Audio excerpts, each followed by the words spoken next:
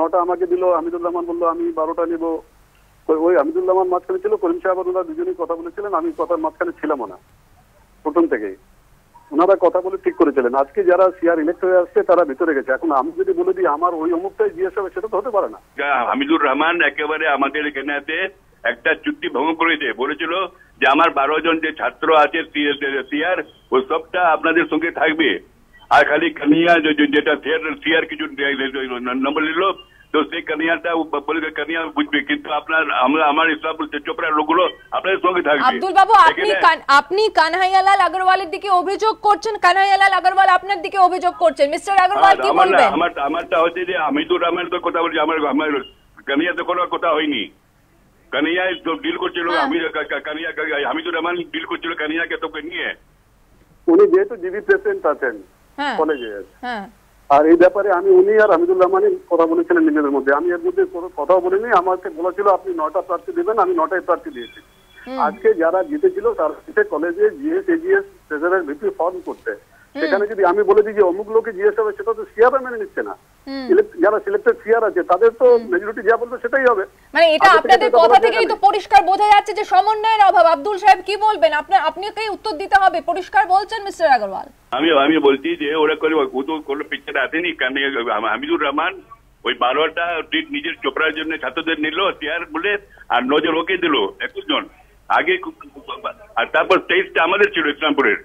আমরা বললাম মেজরিটি আমার আছে, ঠিক আছে জিএসপি আমাদের থাকবে, ওইটা চুক্তি হয়েছিল, বললাম 12টা ছেলে যে আমাদের সিআর থাকবে সেটা আপনার সঙ্গেই থাকবে। আমি প্রথম থেকে দূরেই ছিলাম, এটা উনিও স্বীকার করেছেন। উনি আর হামিদুর রহমান আপনারা দুজনেই যদি দূরে ছিলেন তাহলে ঘটনাটা ঘটলে কি করে? নিজেরাই তো বলছেন যে আপনারা আসন সমঝোতা করেছেন ইত্যাদি ইত্যাদি। হামিদুর রহমানই করেছিল ওটা, হামিদুর রহমানের সঙ্গে করিম চৌধুরী বসে, ওনারা করিম সাহেব আর ওহিমদুল রহমান বসে ঠিক করেছিল। উনি যেহেতু জিবি প্রেসিডেন্ট আর উনি হামিদুর রহমান এটা বসে ঠিক করেছিল কে কটা সিআর হবে, সেই হিসাবে আজকে সিআর যারা সিলেক্টেড হয়েছে তারা আজকে GS AGS treasurer VP form করবে। সেটাই নিয়ে আমার যারা যাকে করবেন ওটা ওখান তো মোর দেন ওয়ান ক্যান্ডিডেট হতেই পারে। কিন্তু কে জিএস হবে কে হবে না আব্দুল সাহেব, সেটা তো ছাত্ররা ঠিক করবে। সেটা কি আপনারা ঠিক করে দেবেন নাকি হামিদুর রহমান ঠিক করে দেবেন? কিন্তু ওখানে কি হলো, এরা চুক্তি করে ভাঙে, এরা কি হলো আমাদের 3টা ছেলেকে কিডন্যাপ করে নিয়েছে, তারপর আমাদের ছেলে ওখানে ঝামেলা। আপনি যে আমরা ওরা বলছেন আব্দুল বাবু, সবই কিন্তু তৃণমূল ছাত্র পরিষদ, তাদেরই মধ্যে গোষ্ঠীর দ্বন্দ্ব, এবং সেখানে আপনারা কেন ঠিক করবেন জিএস কে হবে?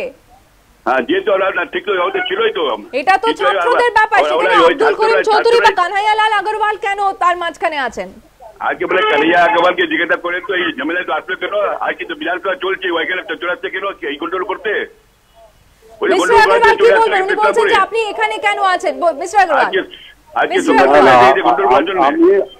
আমি এখানে কেন আছি সেই কথা ওনাকে আমার দেওয়ার ব্যাপার না।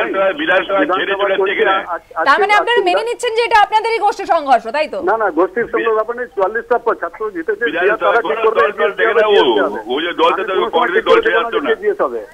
আমি যখন ঠিক করে দেবো ছাত্রদের মতান্তর হবেই। হ্যাঁ, আচ্ছা, ব্যাপারটা আছে যে এখন আপনি ওকে বলেন তো আসলো কেন বিধানসভা ছেড়ে ইসলামপুর আসছে কেন কন্ট্রোল করতে?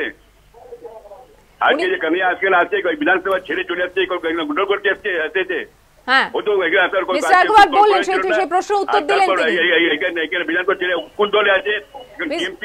একদমই আব্দুল বাবু, আপনার এই প্রশ্নের উত্তরে মিস্টার আগরওয়াল কি বলছেন শুনবো। মিস্টার আগরওয়াল, উনি বারবারই প্রশ্ন করছেন যে বিধানসভা চলছে, আপনি এখানে কেন?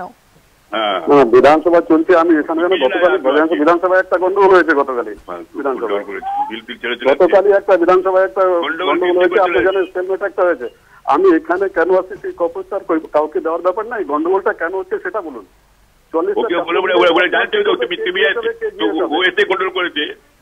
উনি বলছেন কৈফিয়ত দেবেন না আব্দুল বাবু, কৈফিয়ত দেবেন না বলছেন। আজকে 10টায় আসছি আমি। হ্যাঁ, আমি তো আজকে উনি তো অনেকদিন ধরে এখানেই আছেন, তাহলে গন্ডগোল হচ্ছে কেন? উনি তো কোথাও যাননি।